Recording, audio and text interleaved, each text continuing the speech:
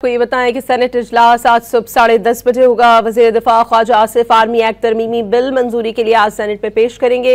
इससे मुतालिक मजीद डिटेल्स हासिल करेंगे डॉन न्यूज़ के नुमाइंदे उमैद अली से। उमैद, अपडेट कीजिएगा।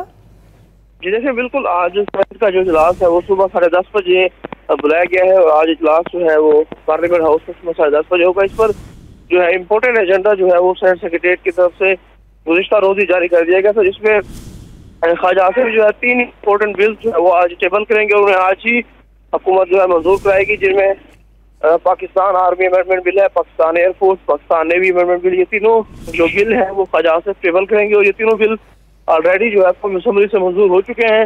अब जो है वो सेनेट से मंजूर होंगे। तो हम इसके अलावा एक और भी इम्पोर्टेंट बिल है जो वफाकी वज़ीर कानून है आज़म वज़ीर तारा practice and procedure amendment bill, उसे भी टेबल करेंगे, उसे भी आज ही मंजूर कराया जाएगा। जी उमैद अली, बहुत शुक्रिया आपका।